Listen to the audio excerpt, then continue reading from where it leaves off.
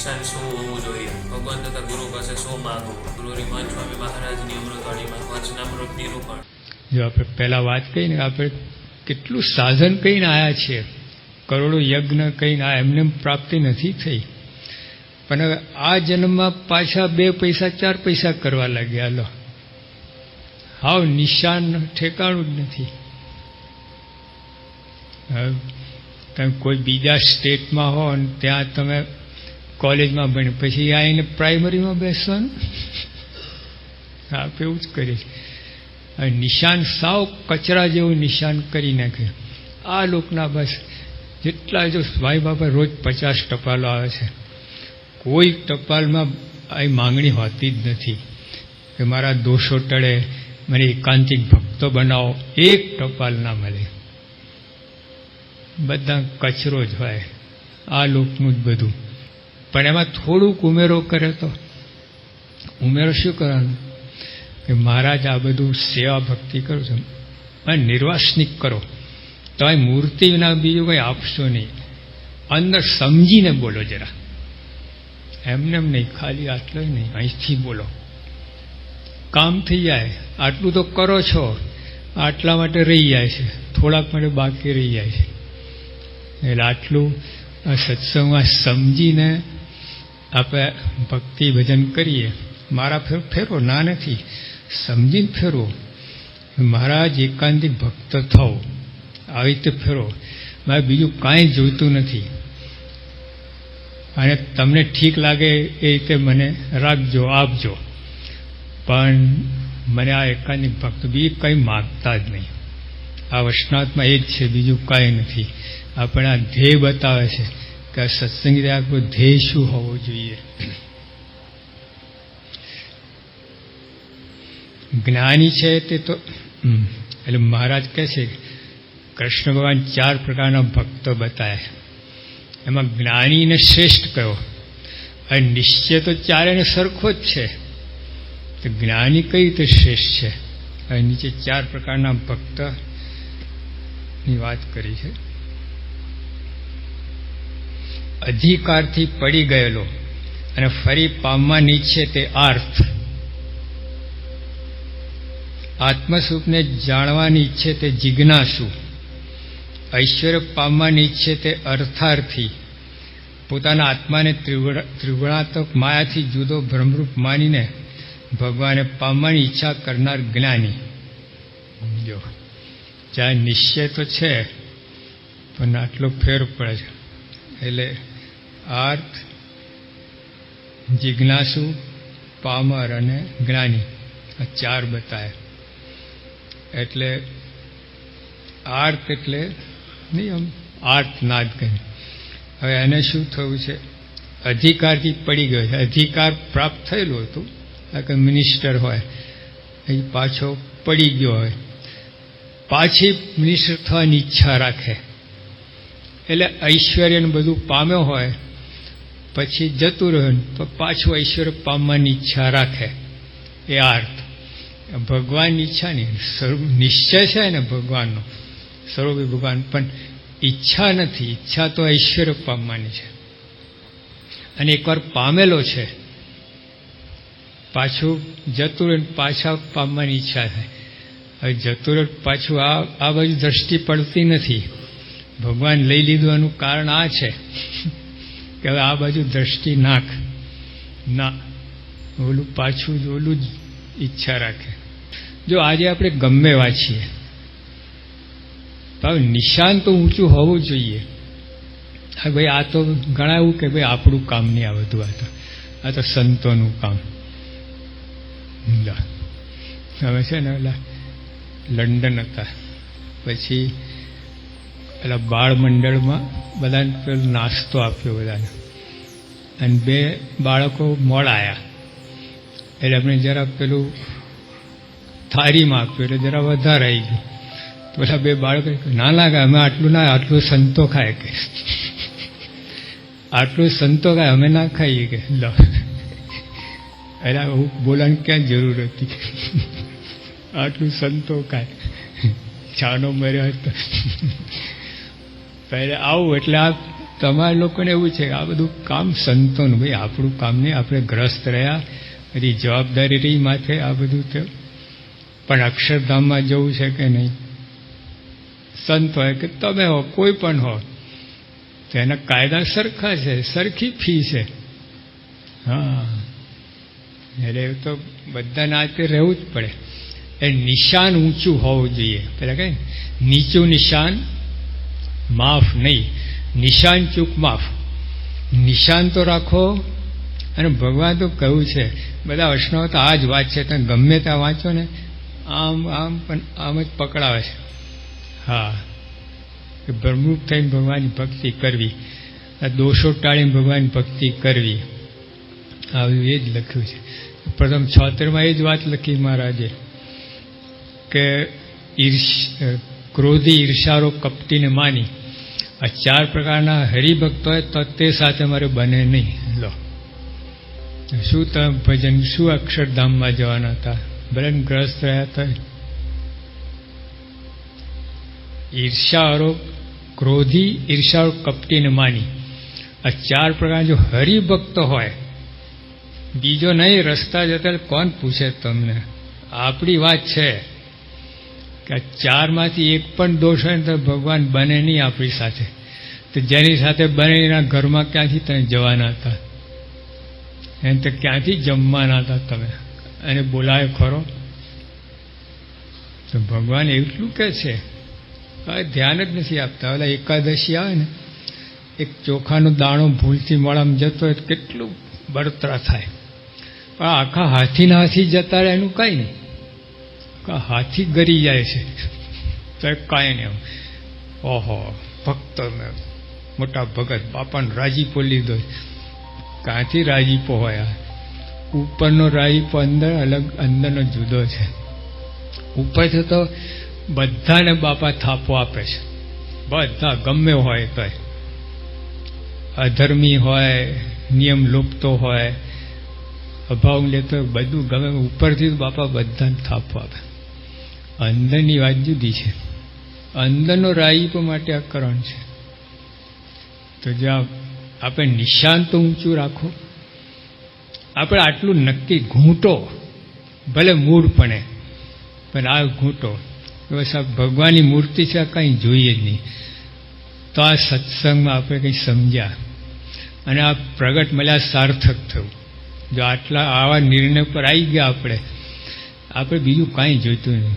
એકાંતિક ભક્ત બનીએ, ભગવાનની મૂર્તિ છે, આવી કાંઈ જોઈતું.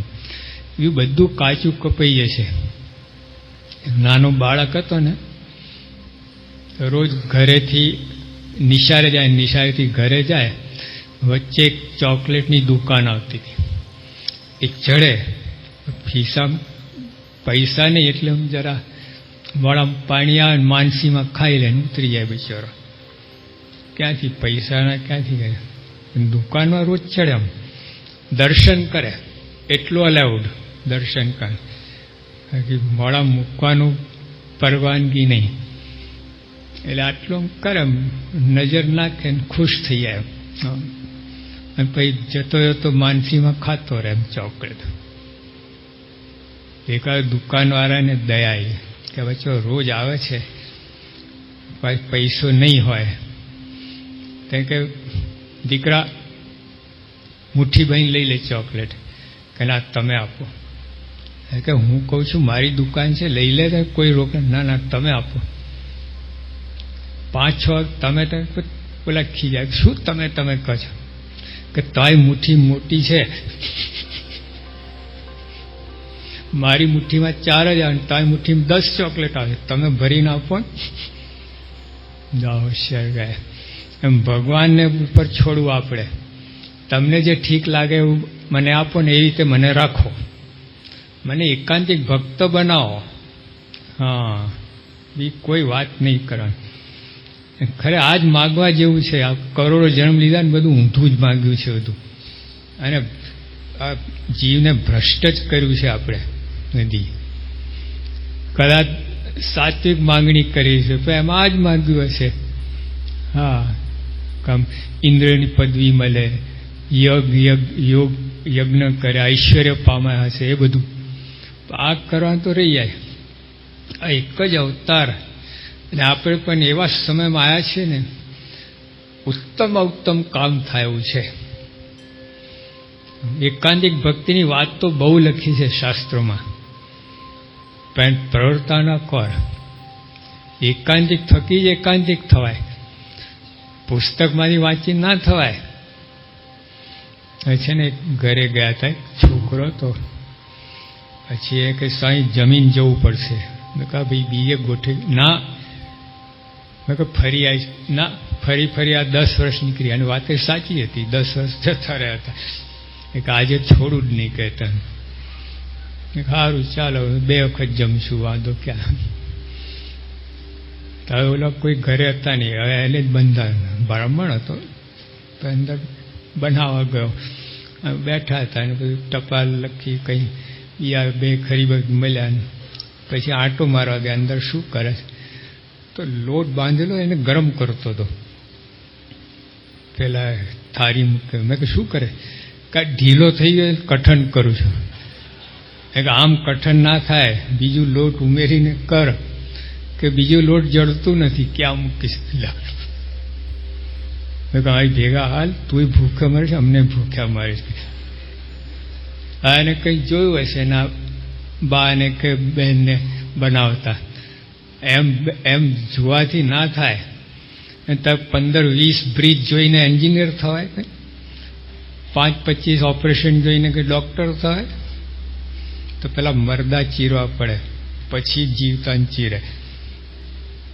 એટલે એકાંતિક થકી એકાંતિક થવાય. આમ બધું ના થાય, આમ પોતાનું મનવા બધું કરે. તો આપણે ત્યાં એ છે, એકાંતિક પરંપરા ચાલી આવે છે. તમારે જેને મળ્યા છે એને ખપ નથી, આ તકલીફ આ છે. અને જે સાધન કહે મળ્યા નથી, ગબડિયાતા કેવું કેવું કરે બિચારા, કેટલી બધી, તો એને મળ્યા જ નથી. મળે તો ઓળખાય નહીં. આપણે મળ્યા છે, ઓળખાયા છે, વિશ્વાસ છે, શ્રદ્ધા નથી, તકલીફ આવે. તો આટલું તો મનમાં દ્રઢ કહી નાખો, મારે બીજું કાંઈ જોઈતું, માન તાન ખાન પાન કાંઈ નહીં, બસ એકાંતિક ભક્ત. બસ ભગવાન તમે એકાંતિક ભક્ત બનાવો, તમારી ભક્તિ કરું એવું બનાવો, બીજું કાંઈ જોઈતું નહીં. મૂઠ પણ એમ સમજાવો, માગો તો, અને પછી સમજવા પ્રયત્ન કરો કે ભગવાન વિના ભક્તિ એ શું છે, એના ઉપર ઉતરો, મનન ચિંતન કરો, પ્રશ્ન ઉત્તર કરો, બસ કરો. પણ આ જ કરવાનું છે, કે બીજું બધું કર્યું નકામું જશે, ખોટના ધંધા છે. ધણી કોઈ ધણી છે તો જો કહેવાનું શું કે આ બધું તંત્ર બધું ઉપરથી બધું છે ને નહીં સમજાય. તમે ઉપરથી બધા પેલા ભાદરના ડોસાભાઈ હતા, આમ લોકની દ્રષ્ટિએ કેવા દેખાતા, પણ કેવી સ્થિતિ હતી એમને. મહારાજ મળ્યાને કેટલું કેફ ને બળ હતું, અને કોઈની હાડાબારી નથી. બોલો, તો જ્યાં ઉપરનું તંત્ર જુદું છે, બધું અંદર જુદું છે. સ્વામીની વાતમાં છે કે જેનું લોકમાં પ્રમાણ થાય છે એમાં કંઈ હોય જ નહીં, અને જેને લોકમાં પ્રમાણ ના હોય ખરેખરો હોય. એટલે આપણે આવી માંગણી બીજું કંઈ માગવું જ નહીં. આ સિવાય કોઈ અંતરમાં આવે કાઢતા રહો, બીજું કંઈ વિચાર કરો તારી જરૂર નથી. બધું થઈ ચૂક્યું છે. આપણે આટલા જન્મ લીધા, શું બાકી હશે બોલો? એક્ટર ને ક્રિકેટર ને ટ્રેક્ટર ને બધું થઈ ચૂક્યા છે, અને 1000 લાખ વખત થઈ ચૂક્યા છે. હા, આ જ બાકી છે એકાંતિક થવાનું, બીજું કાંઈ બાકી નથી. ભક્તે થઈ ગયા છે. નારદ સંઘ જેવા પુરુષોએ મળ્યા છે, આપણે સંતો એમની સેવા કરી છે, રાજીપો લીધો છે. ગુણાતીત સંત મળ્યા નથી. હા, પહેલી વાર જ્યારથી આપણે છીએ ને આજ સુધી આ પુરુષો મહારાજને આ સંતો ગુણાતીત સંતોનો જોગ ક્યારેય થયો નથી આપણને. સ્વામીની વાતમાં કરોડ જન્મ ધર્યા, પણ આવો જોગ મળ્યો નથી. નીકળ શું કરવા દેહ ધરવો પડે? ધામમાં ના બેઠો હોય આવા ભગવાન સંત મળ્યા તો સ્વામી કે 2 કે 5 જન્મ તને અક્ષરધામ મૂકી જ દઈશ. તો ગમે વાસો ને તો અક્ષરધામ મૂકી દઈશ. હવે બીજી વાત કરી, સ્વામી કહ્યું ને કે માખીમાંથી સૂર્ય કરવો છે, કીડીમાંથી સૂર્ય કેમ ના બોલ્યા? માખી ને ગંદી હોય છે, કીડી છે માલ પાણીમાં જ ફરે, વિષ્ટામાં ના ફરે કીડી. મિષ્ટાન ઉપર જ એમ તમારે ખાંડ જ એનું ખોરાક. એ માખી બધું જ્યાં હોય ત્યાં નાખે માથું. તો આપણે એવા છીએ, ગંદાય છીએ ને અલ્પ છીએ ને ગંદાય છીએ. કીડી ખાલી અલ્પ છે, ગંદી નથી. હવે એમાંથી સૂર્ય બનાવો છે, એટલે આલ્ફા હોય ને એને એફઆરસી બનાવવાનો વિચાર આવે. આલ્ફા અમારી ભાષા છે, સ્પેશિયલ આમ સંતો જ સમજી શકે કોડ વર્ડ. એટલે ગાંડો હોય ને, હવે ગાંડા માણસને તમે સર્જન, હાર્ટ સ્પેશિયાલિસ્ટ કે બાયપાસ ઓપરેશન કર્યો બનાવવાનો કુછ વિચાર આવે ખરો? સ્વામી વિચાર કરો, ગુણાતીત સ્વામી, અને એક નહીં, હજારો આલ્ફા, હજારો આલ્ફા એફઆરસી બનાવવાનો વિચાર આવે. તો જો એમની સામર્થ્ય જેવા પુરુષની. હા, 2 જણ આવું બોલે, આઉટ હોય ફોકસ એ બોલે, કા સમર્થ હોય બોલે, વચ્ચો ગાળો ના બોલી શકે. હવે ત્યાં મુંબઈમાં સોઢા, હીરાલાલ સોઢા છે, એમને ઘરે યોગી આપણને જમવા બોલાયા હતા. તો બધા ઘણા બધા એમના મિત્રોને બોલાયા હતા, અને થોડી કથા વાર્તાથી પછી ગયું. એમાંથી 2-4 જણે કેવી રીતે નક્કી કર્યું બાપાનો, કે બાપા કંઈ બોલ્યા હતા ને, એ લોકો કહે કે આવું છે ને કોણ બોલે? સમર્થ હોય બોલી શકે, કા ગાંડો હોય બોલે. ઓલા વર્તમાન થાય ને, બાપા કે જાઓ તો બધા પાપ ભરી ગયા સુઈના જન્માંતરના. તો ઓલા વિચાર કરે આવું કોણ બોલી શકે? બધા પાપ જન્માંતરના પાપ ભરી ગયા. નક્કી કર્યું કે ગાંડો હોય બોલે, કાં તો સમર્થ હોય બોલે. જો વાત સાચી છે. તો બધી આ જે વાતો છે ને ગુણાત્મક સાઈની, એવું જ લાગે છે, ટાળા પડની જ લાગે, પણ છે એવું. હા, આપણે એવા છીએ. તો પણ સ્વામીએ સંકલ્પ કર્યો છે, એ મહારાજે પણ સંકલ્પ કર્યો છે, 100 કરોડ મનમાર ભરવાનો સંકલ્પ કર્યો છે. તો આપણે તો ઘણા સારા છીએ, ઘણા ફર્સ્ટ ક્લાસ ગેલેરીમાં બેસી એવા છે. હા, તો બળ રાખવું અને આ સુધારો કરતા રહો અંદર, બસ. અને દાન જ બદલો, બસ, બીજું કાંઈ જરૂર નથી. ઉપર તો જે વ્યવહાર ધંધો જે કરતા કરો, તો અંદર ફેરવો, અંદર કેસેટ બદલવાની છે. આ કાઢીને બીજી મૂકી દેવાની. એકાંતિક થવું છે એ કેસેટ મૂકી દેવાની. બધું અંદર ગડબડવાળી કેસેટ કાઢી લેવાની, ખેંચી લેવાની. આ સત્સંગ અભાવ અવગુણ લે તો વાત જ કાંઈ. ઈર્ષા અને માનની ક્યાં ઊભા રહ્યા? જ્યારે ગરીબ વ્યક્તિને નમવાની વાત આવે છે, પછી એની આગળ દીન વચન બોલવાની વાત છે, આ નિશાન છે આપણે. એમાં પછી આ બધું ક્યાંથી કચરો આવે? બધું આ માન ને ઈર્ષા ને દમ ને ખબર ક્યાં બધું. કોઈ આગળ પોતાનો ફાંકો રાખવાની જરૂર ક્યાં છે? નમવાની વાત છે, દીન વચન બોલાવે, તો એની આગળ તમે પોતાનો બતાવવાની જરૂર ક્યાં છે? આમ કરવાની જરૂર ક્યાં છે?